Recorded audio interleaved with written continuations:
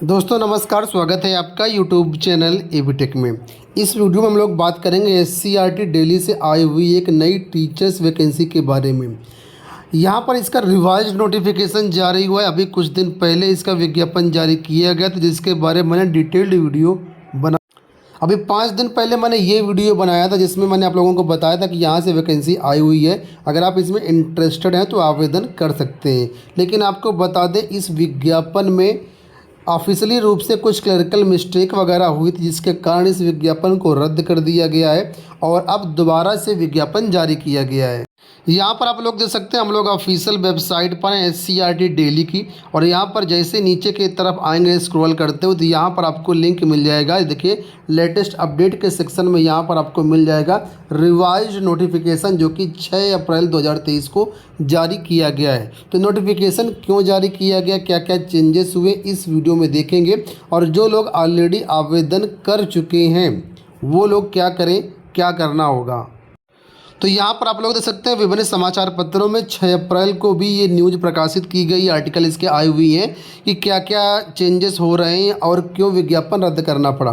तो यहाँ पर देखिए, टाइम्स ऑफ इंडिया 6 अप्रैल का दिल्ली से प्रकाशित। तो यहाँ पर देखेंगे तो यहाँ पर बताया गया है, cancellation of notification uploaded on the website of SCERT Delhi for the recruitment post of the SCERT diet and assistant professor. तो यहाँ पर जो विज्ञापन था वो रद्द किया गया। इसके अलावा नीचे देखिए 9 बार टाइम्स है, यहाँ पर भी देखिए 6 अप्रैल का, इसमें भी चीज़ें प्रकाशित की गई हैं कि विज्ञापन पुराना वाला रद्द किया गया है। अब क्यों रद्द किया गया, तो यहाँ पर अगर आप देखेंगे तो यहाँ पर सारी चीज़ें बताई गई हैं कि एससीईआरटी डाइट में सहायक प्रोफेसर के पद पर भर्ती के लिए एससीईआरटी के वेबसाइट पर 27 मार्च 2023 को अपलोड की गई अधिसूचना इस कारण से रद्द कर दी गई है कि अनुबंध 3 में उल्लिखित शैक्षिक योग्यता की छपाई में कुछ लिपकीय त्रुटियां हुई हैं।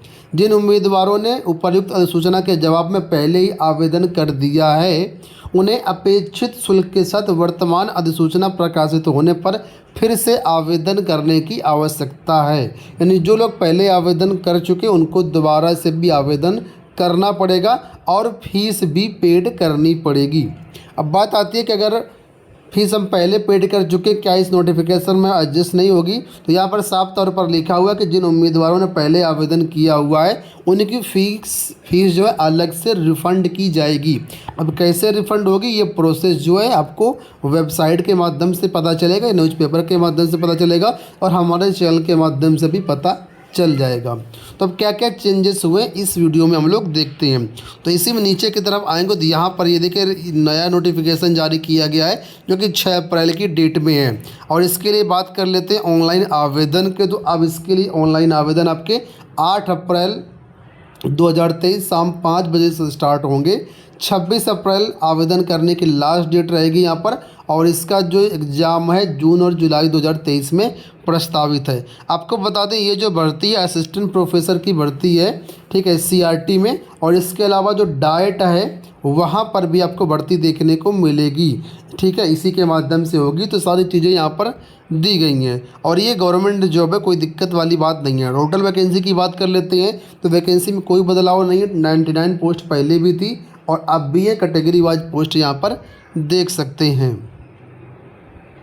एज लिमिट की बात कर ले तो मिनिमम 18 साल यहाँ पर, अधिकतम यहाँ पर 45 वर्ष रखी गई जनरल के लिए। बाकी जो रिजर्व कैटेगरी के छात्र जैसे एससी की अभ्यर्थी, एसटी की अभ्यर्थी, उनको 5 साल की ऊपरी सीमा में छूट मिलेगी, मतलब 50 वर्ष तक वो लोग आवेदन कर सकते हैं। ओबीसी के अभ्यर्थियों को 3 साल की छूट मिलेगी। इस तरीके से 48 साल उनके लिए हो जाएगी। बाकी अन्य कैटेगरी के छात्रों को अलग अलग क्राइटेरिया दिया गया, आप लोग इसको देख सकते हैं। फीस देख लीजिए यहाँ पर, जितने भी यूआर कैंडिडेट हैं, ओबीसी नॉन क्रीमी लेयर हैं या ईडब्ल्यूएस है, उनके लिए 1600 रुपये फीस है। और जितने भी वुमेन हैं, एससी, एसटी, एक्स सर्विसमैन, इनके लिए 1100 रुपये शुल्क निर्धारित किया गया है। अब यहाँ पर वैकेंसी के बारे में बताया गया एनेक्सर 1 में। हालांकि वैकेंसी में कोई चेंज नहीं है, लेकिन फिर भी जो अभ्यर्थी पहली बार ये वीडियो देख रहे हैं उनके लिए मैं बताना चाहूँगा कि यहाँ पर देखिए असिस्टेंट प्रोफेसर की वैकेंसी है। इसमें physics, chemistry, biology, mathematics, Hindi, English, Sanskrit, Punjabi, Urdu, इसके अलावा history, political science, economics, geography, art education, fine art, performing art, fashion studies, health and beauty wellness, information technology, इसके अलावा office procedure and practice, travel and tourism, web application. इस तरीके से total vacancy category wise list यहाँ पर देख सकते हैं। बाकी टोटल वैकेंसी की बात करें तो यहाँ पर 99 पोस्ट पे ऑनलाइन आवेदन लिए जा रहे हैं। ठीक है, तो वैकेंसी में कोई चेंजमेंट नहीं रखा गया है। फिलहाल हम बात कर लेते हैं अगर एग्ज़ाम सिटी को लेकर के, तो इसका एग्ज़ाम दिल्ली में होगा और एनसीआर में नोएडा, गाज़ियाबाद, फरीदाबाद, गुड़गांव में होगा और अन्य कोई भी सिटी में एग्ज़ाम करवाया जा सकता है डिपेंडिंग ऑन कितने यहाँ पर कैंडिडेट आवेदन करते हैं। अब मेन यहाँ पर बात है एलिजिबिलिटी क्राइटेरिया की, तो यहाँ पर देखिए इसके बारे में मेंशन किया गया है। बहुत सारे छात्रों को पिछली बार डाउट था, तो यहाँ पर आप लोग देख लीजिए क्या यहाँ पर चेंजेस हुए हैं। हाँ ठीक है, तो यहाँ पर सबसे पहले बोला गया number first, number second, number 3। तो यहाँ पर तीनों में से कोई ना कोई एक क्वालिफ़िकेशन आपके पास होनी चाहिए, मतलब तीनों आपके पास होनी चाहिए। लेकिन कुछ यहाँ पर ऑप्शन दिए गए, जैसे सपोज करिए पहले भी बताया गया है एमएड आपका होना चाहिए कम से कम 55% मार्क्स के साथ। ठीक है, लेकिन जिन छात्रों का एमएड नहीं है तो समकक्ष में अगर उनके पास कोई दूसरी डिग्री है तब भी आवेदन कर सकते हैं। अब समकक्ष में क्या मांगा गया, तो यहाँ पर देखिए बोला गया एमए आपका एजुकेशन होना चाहिए 55% नंबर से और आपका बीएड होना चाहिए। तो या तो आपके पास एमएड हो और या फिर एमए एजुकेशन और बीएड हो, यानी इन दोनों में से कोई एक आपके पास होना चाहिए, या तो ऊपर वाला या तो नीचे वाला। ये तो बात हो गई फर्स्ट नंबर की। अब सेकंड नंबर पर देखिए, सेकंड नंबर पर बोला गया है masters degree in subject mention against each discipline in column number 4 of the following table with 55% marks. ठीक है, अब इसका मतलब क्या हुआ, यानी टेबल नंबर कॉलम नंबर 4 में जो एलिजिबिलिटी क्राइटेरिया बताया गया उस विषय में आपका मास्टर डिग्री होना चाहिए कम से कम 55% नंबर के साथ। ऐसा नहीं है कि आपने एम एजुकेशन किया हुआ तो आप इसके लिए भी एलिजिबल है, नहीं। एम एजुकेशन तो फर्स्ट पॉइंट के अंतर्गत आएगा और सेकंड पॉइंट में ये भी आपके पास होना चाहिए। कहने का मतलब डबल एमए होना चाहिए, एक एमए एजुकेशन से और बीएड से। ठीक है, और दूसरा यहाँ पर मास्टर डिग्री रिलेटेड सब्जेक्ट में, जिस सब्जेक्ट से आप आवेदन कर रहे हैं उस सब्जेक्ट में भी आपके पास मास्टर्स डिग्री होनी चाहिए। अब यहाँ पर देखो कॉलम नंबर 4 में आप लोग देखिए, सपोज करो आप फाइन आर्ट के लिए आवेदन कर रहे हैं तो एमए एजुकेशन तो चाहिए, साथ में फाइन आर्ट से भी आपका पीजी होना चाहिए। परफॉर्मिंग आर्ट के लिए आवेदन कर रहे हैं तो परफॉर्मिंग आर्ट से आपका पीजी होना चाहिए। इसी तरीके से नीचे आएंगे तो यहाँ पर देखिए अगर आप इंग्लिश से आवेदन कर रहे हैं तो पीजी भी आपका इंग्लिश से होना चाहिए। तो जो कॉलम नंबर 4 है ये भी एलिजिबिलिटी क्राइटेरिया आपका पूरा होना चाहिए और एमए एजुकेशन ज़रूर चाहिए। अगर एमए एजुकेशन नहीं है तो फिर एमएड होना चाहिए। तो उम्मीद करता हूँ ये दोनों पॉइंट आपको क्लियरली समझ में आ गए होंगे। और जो मास्टर डिग्री आपका रिलेटेड सब्जेक्ट में है इसमें भी 55% मार्क्स ही आपका चाहिए होगा। अब तीसरा पॉइंट यहाँ पर देखिए, तीसरे पॉइंट बोला गया कि संबंधित विषय से आपका नेशनल एलिजिबिलिटी टेस्ट यानी कि नेट या जीआरएफ भी क्वालिफाई होना चाहिए, जो कि आप लोग जानते होंगे सीएसआईआर या यूजीसी नेट करवाता है।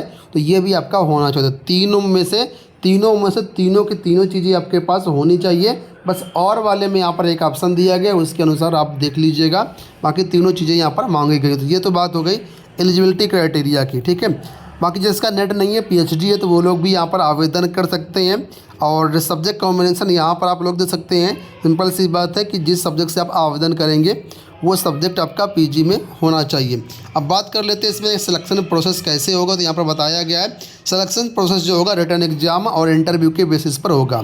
रिटन एग्जाम कैसे होगा, क्या पैटर्न होगा, तो यहाँ पर उसके बारे में बताया गया है कि जो रिटन एग्जाम होगा उसमें 150 नंबर का क्वेश्चन आएगा। ठीक है, टोटल क्वेश्चन कितने होंगे, टोटल क्वेश्चन भी 150 ही होंगे। ये आपका रिटन एग्जाम 4 पार्ट में डिवाइड होगा। पहला पार्ट होगा जीएस का 40 क्वेश्चन, दूसरा पार्ट होगा टीचिंग एप्टीट्यूड 50 क्वेश्चन, तीसरा पार्ट होगा रिसर्च मेथडोलॉजी 10 क्वेश्चन और चौथा पार्ट होगा आपका सब्जेक्ट कॉन्सेंट, ये भी आपका 50 क्वेश्चन होगा। यानी एक क्वेश्चन 1 नंबर का होगा। इस तरीके से 150 क्वेश्चन आएंगे, 2 घंटे का आपको समय मिलेगा। और हाँ, 1/4 की नेगेटिव मार्किंग भी यहाँ पर लागू रहेगी। और ये जो एग्ज़ाम होगा आपका ऑनलाइन मोड में करवाया जाएगा, सीबीटी एग्ज़ाम मोड होगा। और जो पेपर की भाषा होगी वो हिंदी और इंग्लिश बाइलिंगुअल होगी। इसके बाद आप जो है इसको क्वालिफाई करते हैं तो आप जो है आगे जाएंगे इंटरव्यू के लिए और क्लासरूम टीचिंग के लिए। इसके बाद फिर फाइनल आपका सिलेक्शन होगा, फाइनल मेरिट बनेगी, तब वहाँ पर आपका सिलेक्शन होगा। तो उम्मीद करता हूँ वीडियो आपको पसंद आएगा। सारी चीज़ें मैंने क्लियर कर दी। अब आवेदन करने के लिए आप लोग ऑफिशियल वेबसाइट विजिट कर सकते हैं, जो कि मैंने स्टार्टिंग में आपको वीडियो में दिखाई थी।